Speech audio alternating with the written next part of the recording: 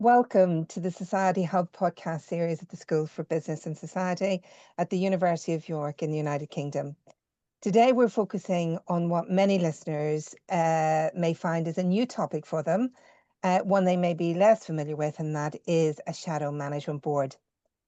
Our earlier episodes heard from colleagues who explained the definition of a shadow management board, its purpose, and also in our previous episode, we began the examination of how to achieve impact through projects within a shadow management board, creating impact which will benefit all of staff within an organisation.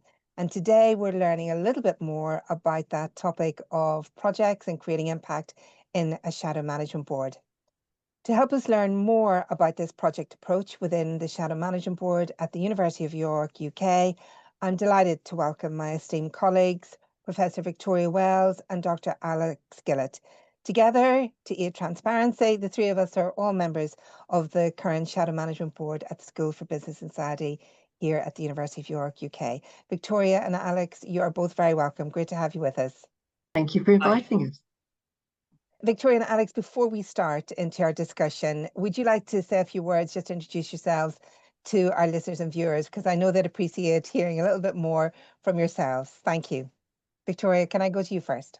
Yes, so as Sinead said, my name's Victoria Wells. I'm a Professor of Sustainable Management and I've been at the University of York for about 7 years. My specialism is in consumer behaviour, and at the moment I'm particularly interested in pub consumer behaviour. So I do a lot of studying of drinking behaviour, non-alcoholic and alcoholic beer consumption, and also around pub environment. Fantastic. Great. Thank you, Victoria. Alex, could we come to yourself next, please? Hiya, I'm Alex Gillett. I'm Senior Lecturer in Marketing at University of York School for Business and Society, and I teach across marketing modules and also research, fairly broad, but it focuses on a couple of areas, and there's a lot of stuff where sort of public and private sectors meet. Stuff in sports context, stuff in social enterprise Wonderful. context, and where that comes together. Great, fantastic. Thank you both very, very much indeed. Victoria, while you're professor in marketing, and Alex, you're a senior lecturer in marketing, you're, as I said at the top of the podcast, also members of this unique entity within the School for Business and Society, and that is our Shadow Management Board.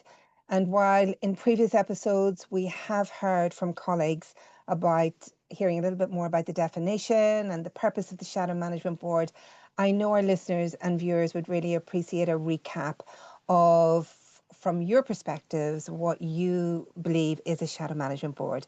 So again, if I could come to yourself, Victoria, and then to Alex, please. Thank you. Yeah, so I suppose the Shadow Management Board is really there to hold other boards and aspects of the school to account, and really to question their decisions and also to challenge them over their decisions. And that isn't always a negative process. Actually, that's quite a positive process. And it's about bringing different levels of decision making and different voices into that decision making. I think we all know that many of the senior boards in schools and across universities are often made up of older, perhaps not very diverse groups of people. And the Shadow Board is really there to try and support that by providing a diverse group of voices and really challenging those decisions, and also trying to bring things from the ground up and say, these are things that are important, these are things that are happening. Please don't forget about them, perhaps because you've got a little bit more distance from them. Brilliant. Thank you very, very much indeed, Victoria. Really helpful. Alex, could I come to yourself next, please? Yeah, sure. Yeah, I of course agree with that, and I think you could sum it up as saying making sure, when changes happen, and there's a lot of change going on in the university sector at the minute, but if that happens, people aren't left behind for whatever reason. So we're there maybe to represent or champion, make sure there's a cross section of people sort of consulted or thought about. Also, keeping in mind what we think academia, the university world's maybe supposed to be about. So academic integrity, the ability to pursue the sort of research interests that we have and teach, not just be driven by, maybe short-term or other things that we have. Academic freedom, I think, is the phrase for that, within reason, obviously. But those things are thought about and not forgotten, despite pressures on the sector and departments and things.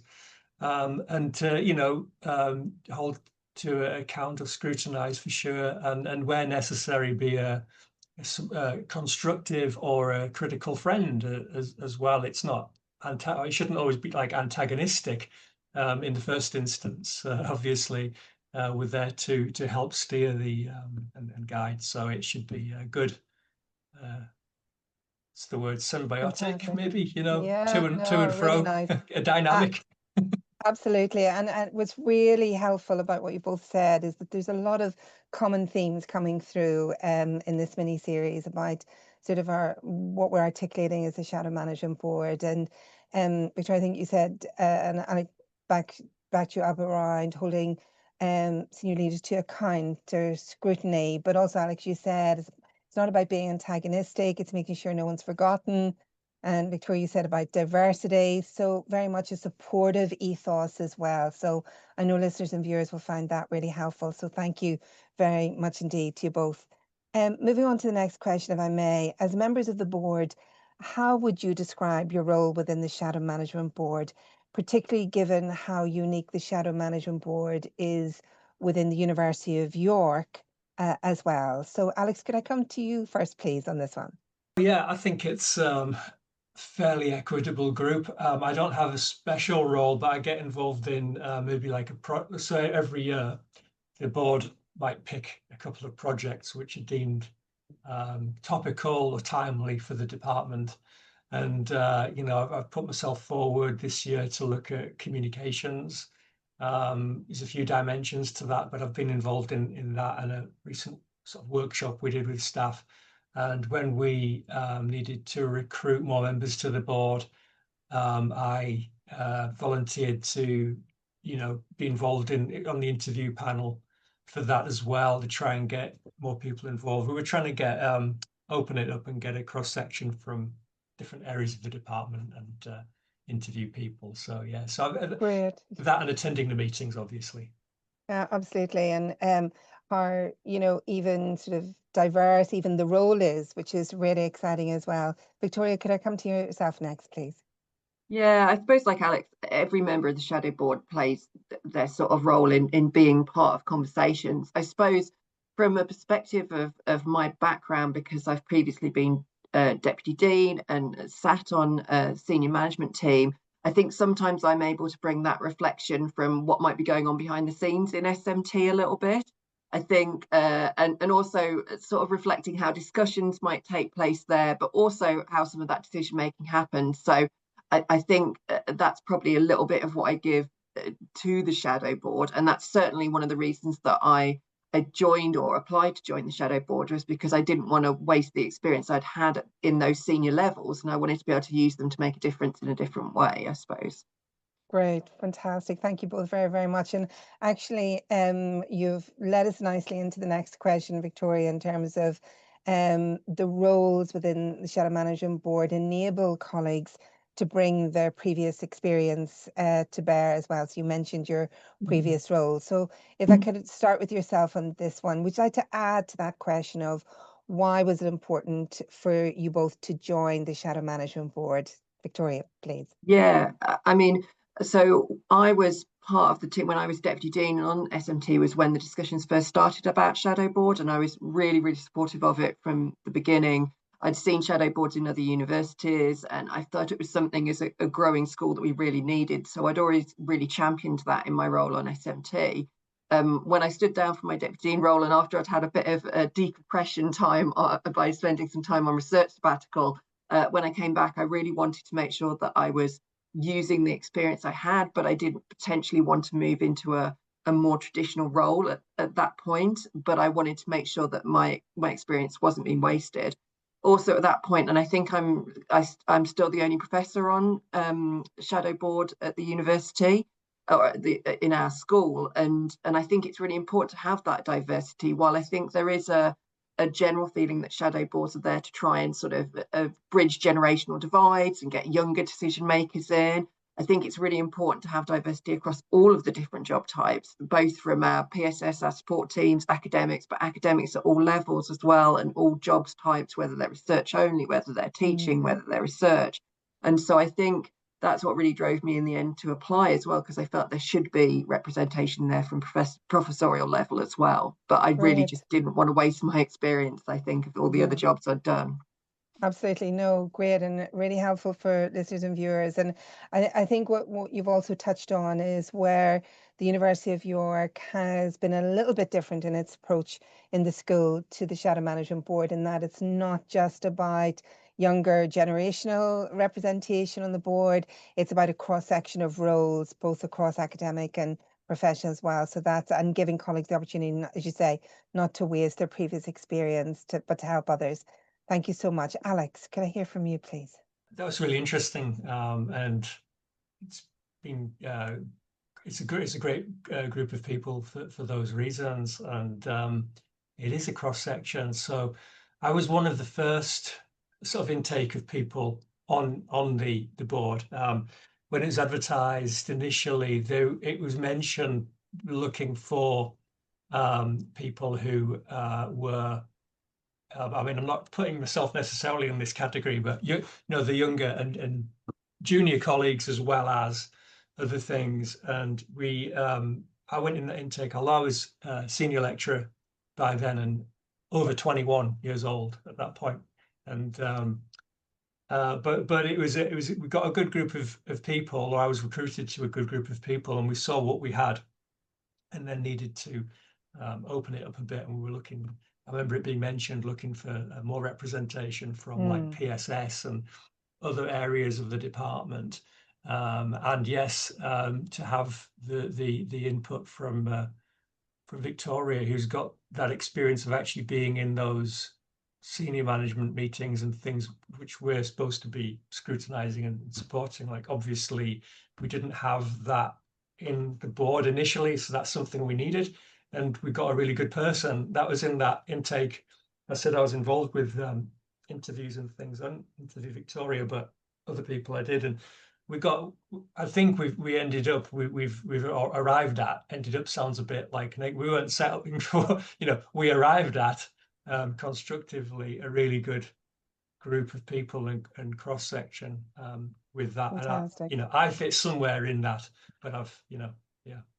Wonderful. No, really well put. And as you say, I think it's really heartening, particularly for those listening, to hear about the importance of that cross representation. And I think that harks back to something you said earlier as well, Alex, about not wanting to leave anyone behind. And making sure that whether it's issues or representation of particular staff groupings, that no one's forgotten or issues aren't forgotten through the Shadow Management Board. For me, I think I've been in the department a long time, so not that I'm going to go on and on about that, but I think it helps because you sort of what's happened or where things have come from a bit, and not that that should hold things back or drive decisions, but I think it's useful as well to know, to have a little bit of that knowledge to contextualize things and stuff for continuity's sake. As you said as well, there's been a lot of change in the school and a lot of growth. So I think, I mean, you've been in the school even longer than I have been, and I haven't been that long, but I feel as if I've been quite long because there's so many new people. So I think having a few people on the board, who have been in school, and Sinead, you've been in the school a long time as well, having that experience of being in the school, seeing it change, I think is really important for the Shadow Board. Absolutely. And I think I think that growth issue is so important, because when I look at Alex, I think, gosh, Alex is a really established member. And sometimes I feel myself, I'm still a new member of the school, even though I've been there nearly 10 years. But as you say, Victoria, we've grown so much. It's just been amazing and really positive. And so that's fantastic. Thank you both so much. Going to move us on to the next question, where hopefully we'll begin to speak a little bit more about projects and the project approach. So a central part of the Shadow Management Board work is leading and contributing to projects that we've mentioned earlier. And as Shadow Management Board members, you've both been part of both leading as well as implementing projects, but you've also been involved in helping the wider Shadow Management Board consider which projects fall under the scope of the board and which do not. Can you tell us a little more about Shadow Management Board projects you've been involved with and why are projects so important to the work of the board within the bounds of confidentiality? Can you give us a broad sense, please? Alex, could I come to you yourself first, please? I think the projects are important because they give us something to do.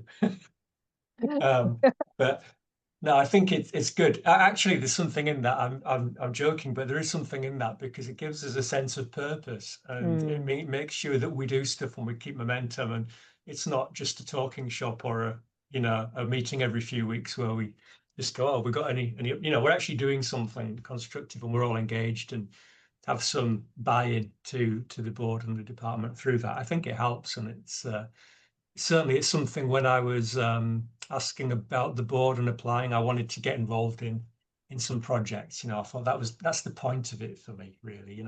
And yeah, we'll pick say a couple a year, and you can people can step forward. Maybe if they're busy one year, they won't, but the next they will, and and they'll find something over 2 or 3 years.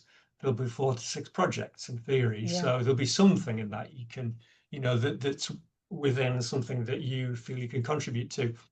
There's a bit of serendipity involved. You've got to be, the right time, maybe not on sabbatical, and it's something where it falls within your interest or your skill set, and you're the person at that time who can add to that team. But they should be, I think. There's a reason why we've all been put on the board, and it's because we have the potential to get involved with that. So for me, it's been the communications one this year, and that's been important because with all the change that's already been mentioned in this discussion, there's been quite a lot of change and maybe a lot to be communicated, and as structures change and people change and things, and some of that, the sort of like memory of systems change, it's making sure people hear what's going on and we keep up with what's going on, which with the best will in the world, there's always going to be challenges with doing that. So it's been timely, I think, for some people in the department to look at that, and it's been split into 2 kind of areas really. There's the communications, how we as the board will communicate, for example, through this podcast to reach people about what we're doing, and then the communications in the department and how that works in the department inside, but also then externally. So maybe that's 3 things there, but we've discussed those. We've done a workshop with staff to get their views and ideas. And then there's something I didn't mention earlier, which is drafting like a report of that. So as a group, we'll do, in terms of reference, what we're going to do, what the scope is of what we do, where we shouldn't be doing stuff and replicating or standing on toes of what other groupings and things in the department do, or the senior management team are doing exactly, but we're there to do what we said at the beginning, which is to scrutinize or be constructive friends. So Great. yeah, just that's sort of the remit, and then putting, co-authoring together reports based on what comes out of that with some recommendations, crucially. Absolutely. And I think what you said as well, Alex, is that, while in Jess at the beginning, it gives us something to do, but it's also making us accountable as well, which is really helpful too, and that input that we're given. So fantastic. Yeah, it has to be sort of transparent and accountable what we're doing. I mean, if we spent all our time over worrying that, we wouldn't get the actual job done. So there's a bit of sometimes just like, right, we've been doing the board on these things because we're trusted to have views and ideas about things. So we have to have confidence in our own findings and suggestions, but at the same time, yeah, we have to be democratic in how we're doing it, and make sure that we're not contradicting like democratic processes of the department and stuff. There is a tightrope to tread. Absolutely. Thank you, Alex. Victoria, could I come to yourself next, please? Yeah, so I suppose it's been quite interesting all the way through, from how the shadow board chooses the projects that it's going to focus on, and generating a few different ideas. And it really does come from passion within the board, but also I suppose things that we've kept coming back to, and definitely within Alex's group, and in terms of communication was something we kept returning to as a board. You know, it kept coming up at every meeting. And there was definitely this underlying feeling that a lot of issues were being caused by issues within communication, or communication that had broken over as we developed as a school. So I think even choosing the projects that we go through has to come from a passion, or something that comes from within the school that's important. I think, as Alex said, you know, making sure we don't tread on toes. So I think sort of making sure that we're not returning to things that have been looked at extensively before, unless we think there's a really good reason to do it. Making sure we're not picking up work that actually is generally being done by other boards or groups across the school. There's no point in us replicating work. So finding something quite unique, or we can give a unique sort of perspective on. And I think we go a little less encumbered, I suppose, into it. We can go a little bit more naive into the process of looking at it. And we don't have some of the baggage that perhaps you might have if you were doing it in certain other ways, or doing it under the instruction of another group within school. We can take quite an open approach to it. The project I've been involved in is diversifying the curriculum, and this really reflects the fact that, you know, all universities and business and management schools across the country are struggling at the moment. Students are changing. You know, the students we used to expect to come through, in particular international students, are not coming through in the same way. So we're having to think about different offerings, different audiences. And we've taken a few different approaches, from sort of surveying people within the school to look at their experience and how they feel about particular diversified offerings. We've also looked at what other schools are doing. So there's been a mixture of sort of secondary and primary research there. And also talking to a few other people in the school who have interest in this as well, because there has been discussion at other places about this. We've sort of not ignored that, but we've sort of sidestepped it to give us our own little viewpoint on it. But it's been really nice that as we've been doing this work, as it's been quite visual, we've been doing this work, other people have approached us who have an interest in this type of thing. And that's led to us sort of being able to widen out our scope and what we do. I think the other thing to mention, of course, is that, you know, I think it's been very difficult for us as a board to really work out over the last couple of years where we sit and what we should and shouldn't be doing. And I think it's the same for the projects. And I was just having a discussion. So the Diversity and Applying the Curriculum project is sort of managed by myself and colleague Nadine Verning, who's also on Shadow Board. And one of our issues is, where do we step away from that project? And we've sort of got to the point in our project now where the next step would be some form of implementation, and probably some sort of admin or support role to sort of push it forward. And we know that's not our place within Shadow Board. So we're at the moment thinking, right, now our final report goes back essentially, and it's up now to SMT or any of the groups in the school to take forward our findings if they would like to do that. So yeah, fantastic. And what really appeals to me about what you said, Victoria, is that apart from the discipline areas and the specific lecturer, senior lecturer, professor role that each member has within the board, there's great scope. There's great scope to examine what is it that the school needs, the colleagues are asking for, that we're not as constrained as we would be had we been holding roles that maybe are dictated by a particular strategy or whatever. So I think that's really well put and really important. Thank you both so much. If I could move on to the next question, if I may. As members of the Shadow Management Board, what have been the benefits and challenges of this important and unique work that you both do within the board? Victoria, could I stay with yourself, please, on this? I think there's benefits. I think even being a member of the Shadow Board, I think, has great benefits, because you are bringing together a team of people who perhaps ordinarily wouldn't sit in the same room, probably might not have coffee together and everything. So it gives you a really good scope to really understand what's happening across the school from a personal perspective, but also then to really put that into action. And that feels really good, that you feel like you're really doing something good to support staff. And I think slowly but surely, I think more people are approaching members of the Shadow Board. You know, I got a text message at one point going, "Oh, could you raise this in Shadow Board?" You know, I'm sort of thinking, and it's good that people are coming forward for it. I think because the Shadow Board's relatively new, I think we're just coming to the end of the second year in our school. there have been challenges with it starting as a new concept, and I think not all members of the school have really warmed to the idea straight away, although I think we've done a good job of saying, you know, we're here, we're valuable, we want to work with the school, we're not trying to cause any issues, we're simply trying to help things in any way we can, you know, work with us sort of thing, and we will bring, you know, a range of expertise and viewpoints into things. But there are always challenges of something new.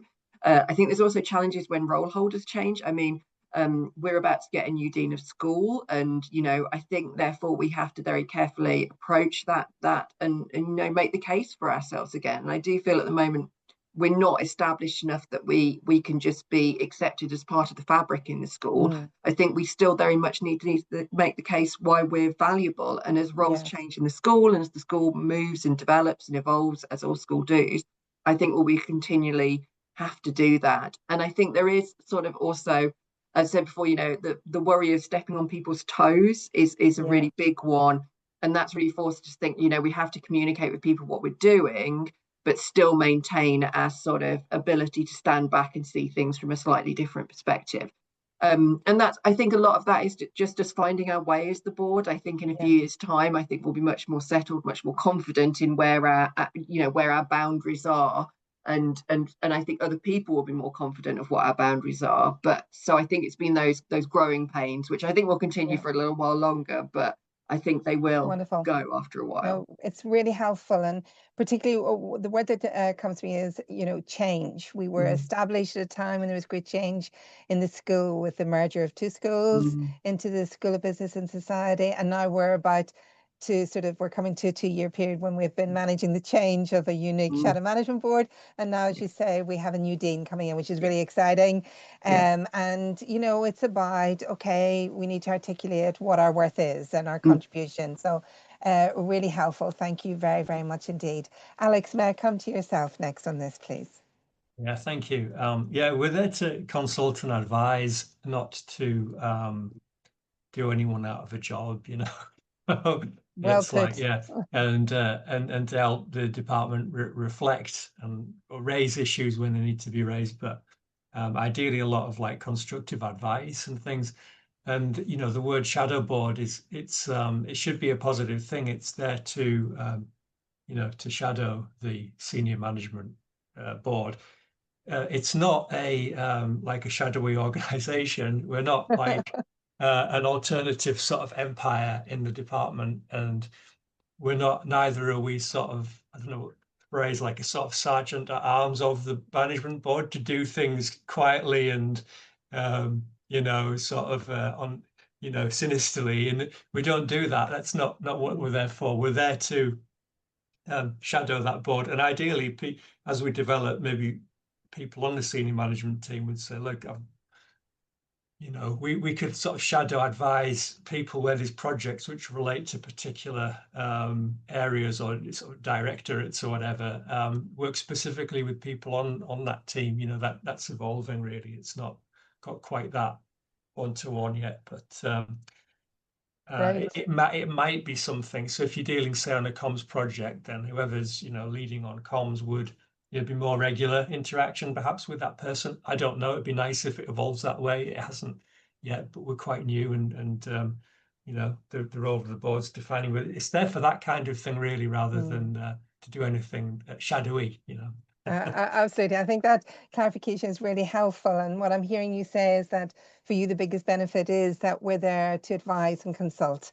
We're not dictating, we're not putting anything in a blueprint. It's very much, as you both said at the top of the podcast, we're there as a critical friend to scrutinize and, you know, to make sure topics that are important to the rest of the school don't get lost as well. And what is really helpful about what you've clarified as well, that the title shadow management board, that term shadow can be interpreted in many different ways, and it's not a shadowy entity. We're there. We're not shadowy, we're not hiding in the shadows. Yeah, Actually, we want to be out there talking to absolutely. people and having those conversations. Absolutely. And I think even the title is a point of conversation as well within the school. So fantastic. Thank you both very, very much. I know listeners and viewers will find that really, really helpful. As many listeners and viewers may be learning about a shadow management board for the first time, Could you both tell us more about how often you meet as a board, and obviously within the bounds of confidentiality, and in what way do you support the senior management team to create that impact? Who would like to go next? Victoria, could I come to yourself maybe Yeah, next, please? that's fine. Yeah, so we meet about once a month for an hour or two, depending on people's schedules. And they're our sort of main meetings. Before those meetings, we usually get circulated some sort of documents. We have an agenda, and they're a mix of things that either we've been asked to discuss. Certain parts of the school might come to us if they're planning a change in, something to do with teaching and learning. They might say, can we have your opinion as board on it? Some people come and present to us as well, which is really good. It's really good to meet people from across the school and the faculty and the university to come and present to us. And we can request people to come and see us, which is really great. We then have a mix of things that we look at each time. So we have access to the SMT minutes, and we'll have a look through there and see if there's anything that we want to raise or feedback. And then we have open discussion about anything that's coming up in the school, anything that's happening. Our chair of the shadow board then meets with the dean, I think once a month as well, to feedback what we've been talking about. But then there's also loads of informal conversation as well. As a shadow board, we've got to know each other, and we talk backwards and forwards. If we bump into each other in the school, obviously we'll have a chat and see what's going on. But we'll also email each other if an issue comes up or anything. So there's a really open communication between the board, which I think has evolved really nicely. And as I've said before, we have a lot of people who might not normally have ended up in the same room together, or, been going out for coffee or lunch with each other. But I think some new friendships and new good collegiate relationships have built up within the board as well. Great, excellent, brilliant. Thank you so much. Alex, would you like to give your perspective on that one, please? I mean, I might take it slightly sideways because something Victoria mentioned in the last couple of statements that I would back up. And it is one thing that's really good about working on the shadow management board is this point of, you get out of your office or your module teaching in your specific sort of silo, to use a phrase that gets used a lot in universities. And you do meet people from the other subject groups, the PSS colleagues, people with departmental roles and of different levels of seniority, experience, time with the department. And you see different perspectives and you put faces to names, and it definitely humanizes things. And I've managed to, through workshops, through doing things like board meeting projects, that worked with people I wouldn't ordinarily work directly with. And you get to see, like how great supportive people can be, competent, ideas they've got, creativity. And, we work well as a team so far. That's been my experience, really well, in ways that we wouldn't if we were just left to get on with research and module teaching in that way. So just the act of the board existing and working is good for cohesion in the department, I think, and it gives people chance for cohesion. I think that word cohesion is really important. And also, when Victoria mentioned about just sort of, there's an informal piece, there's the formal piece, but it's not an intense sort of process, in that we're not meeting every week. It's manageable, it's monthly, etc. And we're also being able to scrutinize senior management team minutes as well, but also that sort of getting to know what's going on. I think you both articulated there, and getting to know people at a personal level in person that we may not have had the opportunity to do before. So that's really helpful.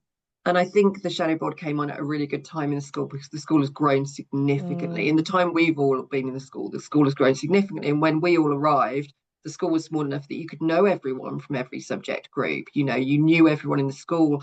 That's just simply not the case anymore. You don't have the time to go around and meet everyone in all the groups. There's people I still haven't met who are new to the school, but the shadow board at least gives us a chance to meet some of the people across. And then from them, we meet other people as well. We get introduced to other people through other people, and I think we're also showing the school, as we've had the merger, the fact is that the shadow board is a representative group of that merger as well, and is helping that merger process to happen as well. I was going to say, because, and if you look at it formally, bureaucratically, if you like, there are different committees and structures in the department, and you learn about those. through being involved in this, and you get to work with or feed in or talk to other committees and colleagues at these things. And what we've been saying, I think, could come across as just saying it's sounding a bit light and fluffy and nice to have, and it's you get to have a cup of tea and meet people. Don't mean it like that. I mean, that is nice, but actually anyone who I think has experience in organizations, especially where there's been a lot of growth or change or merging and things, will know the change process and the challenges around making an organizational functional around that. And it might start with trying to make things sort of fluffy and interactive and nice, which is is a good thing, but there's a very practical, hopefully positive point to doing it to help things function better.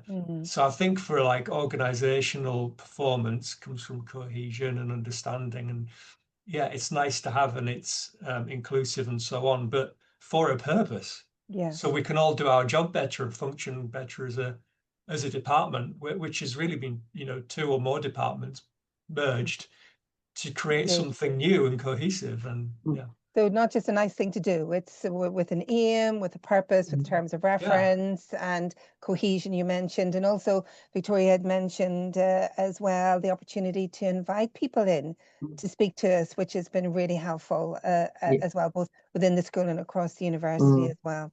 Thank you both so much. We've heard from others in the previous episodes about how representative the board membership is of the wider school, and you have endorsed that in the last few minutes as well. Has that representation been an important factor in the Shadow Management Board for you both in helping to create impact within the school? Alex, maybe if I could come to yourself first, please. Yeah, I think, I mean, that could be like a huge question in a way, because I think you ask anyone, they'll have a different sort of backstory or purpose or see it in a different way. But broadly, I would say, yeah, I think it's recruited deliberately for a range of people and backgrounds and experiences, and having that has enabled it to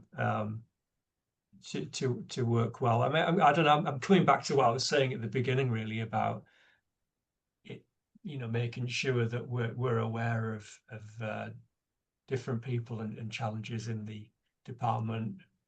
I think in times of fast change and shifts to technology and shifts in structure, there's always a risk things will fall between cracks or people will be left behind. And I don't know, we've only been going a couple of years, so we haven't, but I like to think that by having a shadow board and having that, and it will hopefully continue and have, other people on it in future, that over time, that it will have that effect.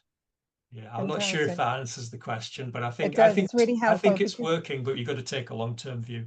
Absolutely. And I think before I come to Victoria, I think what's really important in this mini series is that because of the newness of the Shadow Management Board that you both articulated, as we find our feet and shape our identity, it's about working through those things. There's not one coherent answer, and everyone has slightly different perspective as well. So thank you, Alex. It takes time, and it's when we look back on it. I think I'm not getting out and saying, oh, there's proofs, there's evidence, and I think these projects and the things we're doing, have been, we've got some wins, but I think the proof will be, it'll play out over a few years. Well, and going through a change process, blah, blah, blah.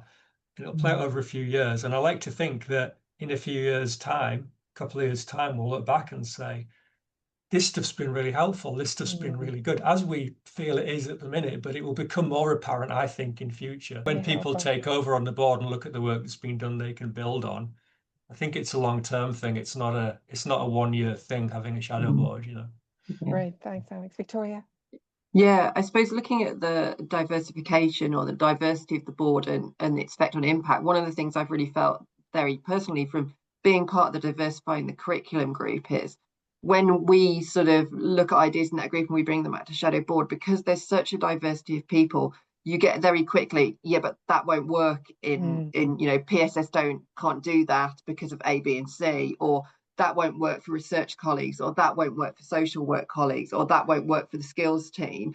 So you get a really quick sort of, yeah, that's fine, and we see why you've done that, but actually over here it won't work because of this. So it's a really quick reckoning, because I think sometimes you'll get groups in other parts of the school that are brought together who have a similar mindset and come from a similar background. Well, we're by necessity very diverse, and we've tried to keep that diversity.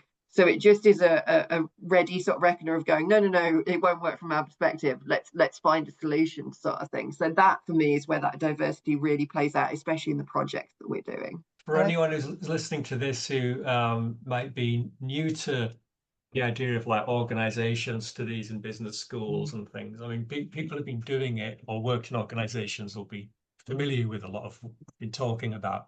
Some people might not be or might not have thought about it in a very reflective way before. But, you know, if you look at how groups form, there's ideas of that, you know, they storm, then get normal with things, then they perform well. But as you normalize and then perform, one thing that can maybe bias or inhibit performance is groupthink, an idea of groupthink where, or satisficing, where everyone's having similar ideas, or they get so used to like the way we think as a group, or I don't want to upset these people or whatever it is. And they end up moving on, always becoming an homogenous mass that all sees things the same way and makes the same decisions, or is happy to settle for a middle ground and everything, because people aren't, if no one's asking questions, it means it's good. I think none of us are really like that on the board. So one thing that's quite good is that if, say, for example, the communications report and projects we've been working on, we might all have observations and ideas and contribute, say things or write things into that, and then other people look at it, and then we'll use comments functions and things like, well, what does that mean? How will that work? And like we will question each other as if we were maybe reviewing an academic paper or something, or in a seminar, and we will challenge the ideas a little bit or ask for more clarification. And then I'll say, oh yeah, well, I was assuming that blah blah blah, or well, it would work this way. And then someone can say, well, put that in, or think about that. Makes me rethink, rephrase, get it better, and you work up 2, 3, 4 iterations of this, and then you arrive at a better situation analysis and a better set of recommendations. And that comes from this open communication, challenge, freedom of thought, things I associate with higher education, the values of academia and higher education. I like to think we practice in the way we work. That's what we're there to steer with and sort of defend, if you like. And that's how we should be practicing. And that's what will help us be vital and not fall into this trap of being just another get together once every 4 weeks silo type thing. You know, that's what keeps us valuable. Yeah, that's the thing. I think we all welcome challenge as a group. We see the positives of challenge. And I think in some places that's been lost a little bit across academia. So I think, but we sort of want to be challenged and want to be questioned, which I think hopefully means that the work that we produce and the outcomes we have are more robust and more relevant for going forward. And I think what's really wonderful about what you both said is just the richness of those perspectives. And I also remember when the Shadow Management Board was established within the school, and I think you were both saying earlier, you know, even though there's some people saying, why do we need that? And I remember the senior leadership saying, you know, we have our own mandate to work to from the centre of the university. It's not that we don't want to look at those issues. It's just we have a specific task on our hands. So this gives us a really nice opportunity to question. And I think, as you both said, when we hear colleagues say, good idea, but it's not going to work in principle because, which is really wonderful. Thank you both so much for that. What are you most both proud of when you look back over the last 2 years in which the Shadow Management Board has been in existence? I think it's actually the really little things that I'm most proud of, because I think there's been a couple of times in the board, you know, of course, we're looking at big things that might affect, you know, the whole school. And, you know, that's sort of our remit that we're trying to challenge on behalf of the whole school.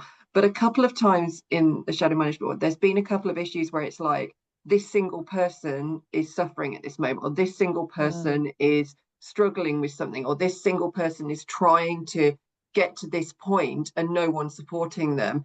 And actually, we as members of the board, perhaps individually, perhaps have just managed to be able to help that single person. And I think that's where you see things really change all of a sudden. I think, as Alex said, a lot of the things we do around projects will take years to play out. There were projects I started when I was head of group, which was like 6 years ago, that have only just sort of come to fruition. We know that things take a long time in academia, but actually it's those individual interactions sometimes where the shadow board has just been able to step forward and raise something for an individual and go, actually, this isn't fair, this isn't right now, and we can do something about this. That's what I'm most proud of, I think, over the last 2 years.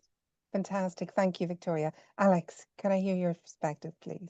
You can, yeah. I think actually that's raises a good point. I think this is just a comment on academics in university life, which might be interesting to listeners. I think we don't being proud of stuff in work. Maybe if I've written like a book or something, that's a good output. It's something, and maybe people will be interested in it. There's a lot of work in it. It's like a tangible output, but it can take a few years. I think when it comes to just like department work, it can be a bit, or even some of our academic work, it can be hard to be sort of proud of stuff in the sense of the word I understand it, because you do stuff and you do projects, and it can take years to play out, and you do your bit on it, or you do it and you move on from it and do something else. And maybe one of the former heads of department or something once said, we don't necessarily spend enough time celebrating stuff we do in academia, because it takes so long, and and you're in the bureaucratic sort of structure. You do your bit and process, you move on to the next, and stuff can take years to play out. So yeah, I hadn't thought of it as being proud about stuff yet, and because it is like long-term stuff. But I think if you've asked me after 2 years, I would say it's getting the thing up and running and defining what we're doing. We've done having the annual reports, running the recruitment and getting people, so we've got a good board, having projects, 2 projects running every year, which resulted in stuff. We've had like initiatives for staff to get involved in activities which will bring people together. We've the diversifying stuff Victoria is looking at with Nadine, the communications stuff. There's reports, there's recommendations. The outcomes of that's what you would be sort of proud of, and that might take a while to come to fruition. But I think just being part of a team of people who've managed to like work functionally and produce stuff and do stuff which is hopefully useful. I think we can all be like at least happy about that. Absolutely. It's not combusted or anything. It's going I well. think what's it's still really surviving.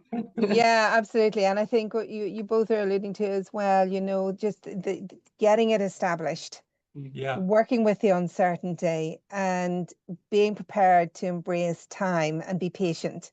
I would say getting it started is going to be, ask me after 3 years to really, indeed, because it takes time. But I think if to look after 2, we've actually done some good things in 2 years. I think just the fact we've been able to be part of that and found it and get it up and running like that, I think something we can all be proud of.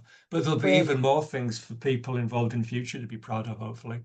Absolutely. And I think that brings us nicely to the next question, because we know there may be listeners and viewers today who are interested in establishing a shadow management board and being involved with it in their own organisation.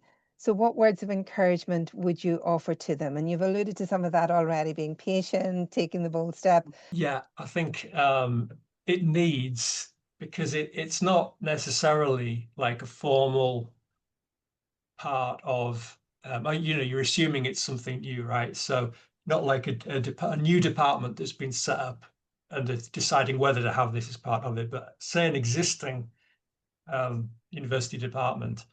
A shadow management board is almost like something then that it is something a department would voluntarily be creating.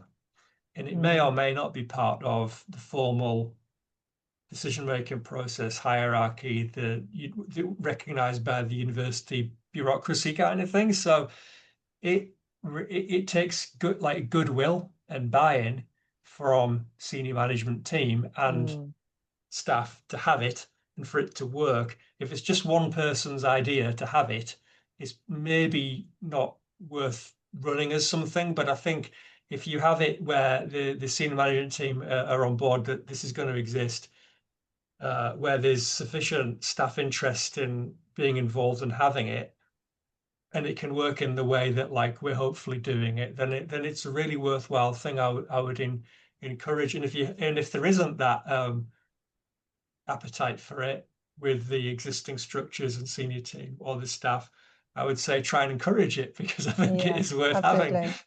And I think what's really timely, but just before I come to Victoria, about what you said, Alex, just there, is that we had tremendous support. There was a vision from the senior leadership within the school, and Victoria mentioned that already in terms of the senior management team being supportive of this idea. So we had huge support at the outset.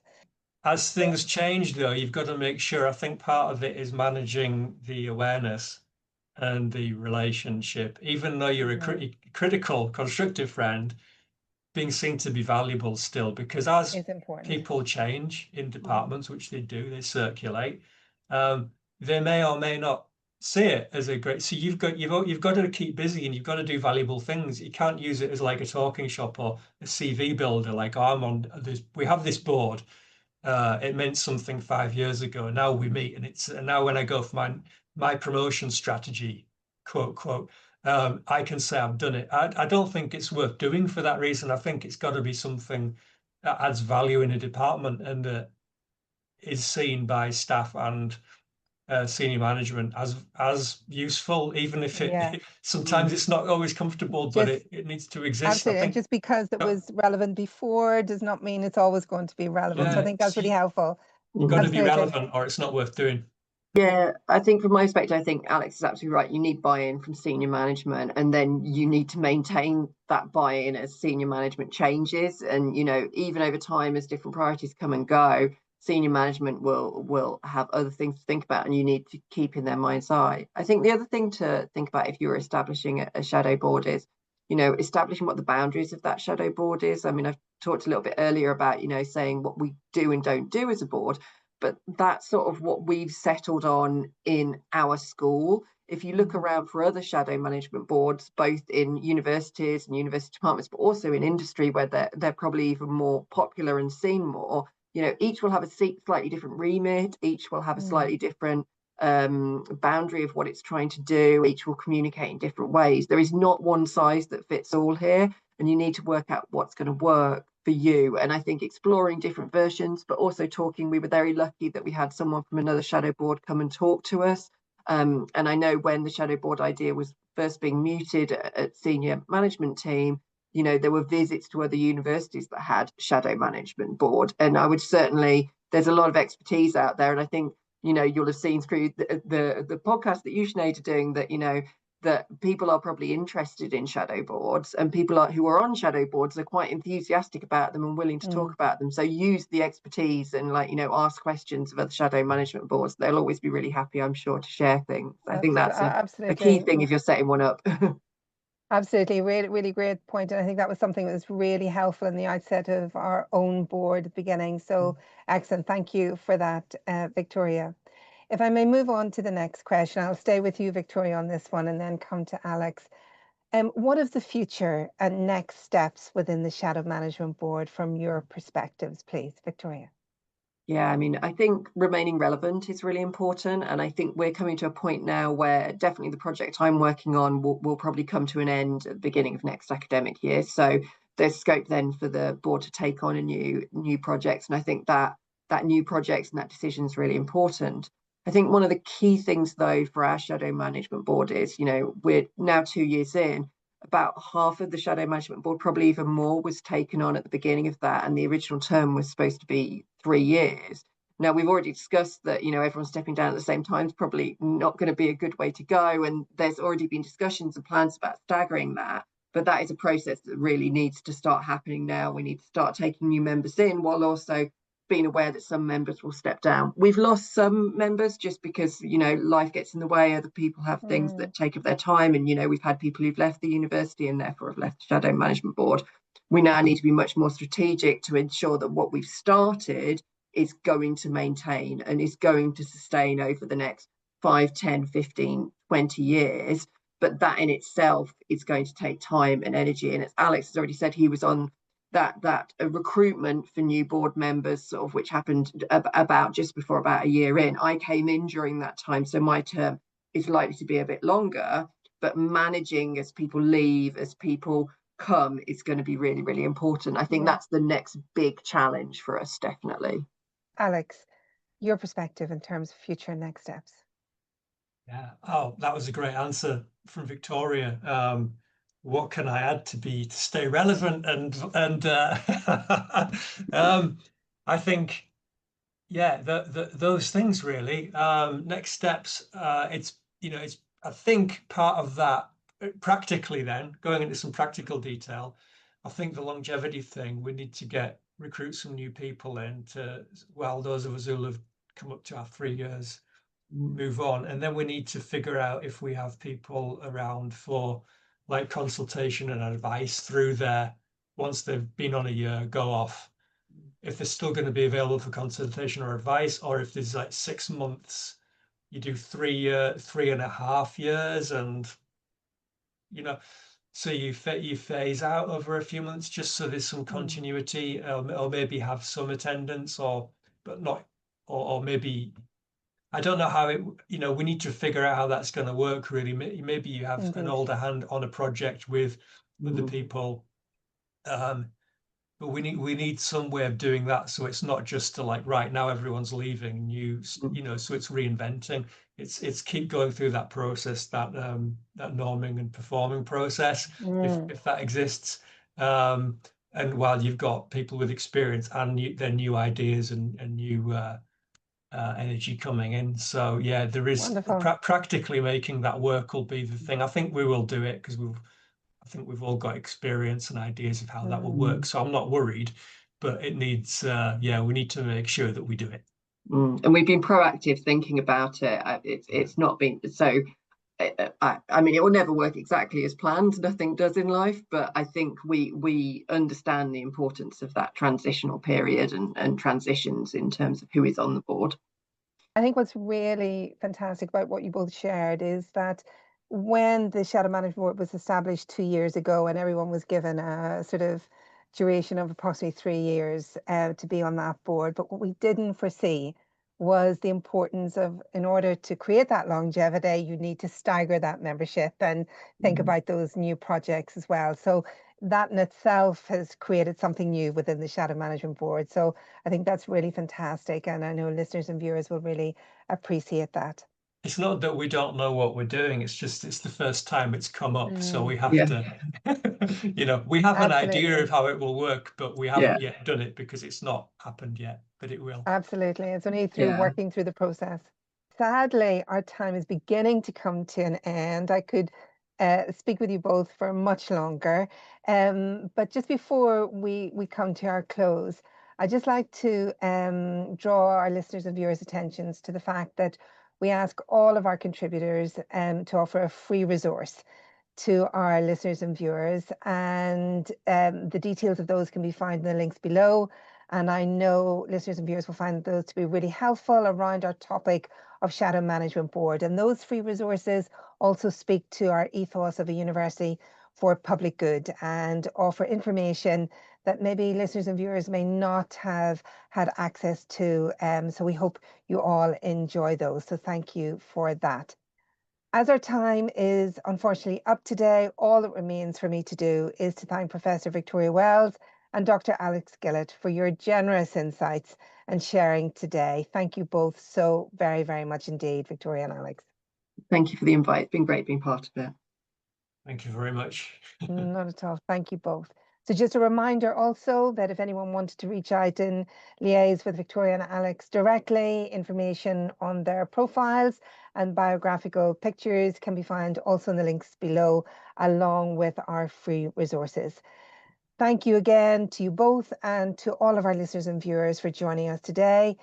Please do dip into our other episodes on this mini series, A Shadow Management Board, and explaining all that's involved. So thank you both again to Victoria and Alex, and all of you listening and viewing, and for being part of the Society Hub podcast series here at the School for Business and Society at the University of York in the United Kingdom. We greatly appreciate you being with us.